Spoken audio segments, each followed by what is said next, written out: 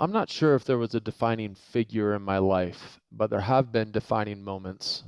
I think that sometimes people talk about being long term and then they end up being shorter term. A lot of money is dangled in front of them in many of those instances. And you've just been through this champion's walk of fire for 5 or 10 years of building a business. And for anybody that hasn't built a business before, hopefully they can hear this and they can hear it's really damn difficult.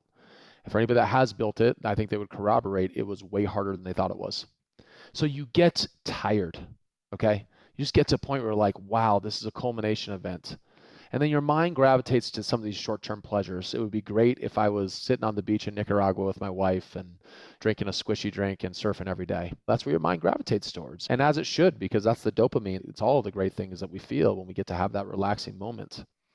And I've had those moments where I said, wow, I can take a deep breath here. I think what's fascinating is that when I've had those moments, I've realized that it's been really fun to get away and have the monetization moment and get away from everything and just relax. But that as I study myself, this is a self-reflection point, okay? As I study myself, while I'll have the fun of doing that little thing right now and the getaway, it isn't the fulfillment. For me, I am fulfilled as a human through an incredibly purposeful, mission-driven existence by serving other people. And this is my modicum. This is my vehicle. I mean, I'm not smart enough for my vehicle to be through science or through politics or any of that kind of stuff. I'm only smart enough to do it through business. If this is my vehicle, then I want to capture it. And a lot of times, even today, I say, why am I subjecting myself to this fire again? This is so hard. And the reason is because I crave the fulfillment. And that fulfillment comes over the very long term. And it's even more fulfilling for me when I realize that it doesn't have an end point. I'm not going to say that I'll never sell my business or businesses, or I'll never sell my real estate, or you name it. That would be absolute. And I think that's making a decision in a vacuum. But I will say that my goal set is to create a great place through which humans can thrive and through which we can serve the planet in my businesses.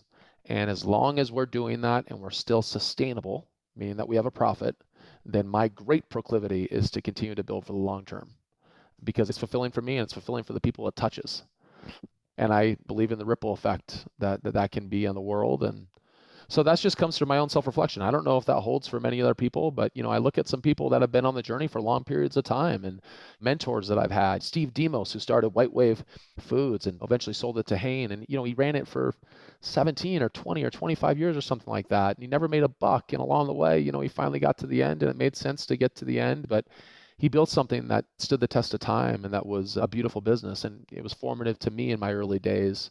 So maybe that's a figure that was a part of that story.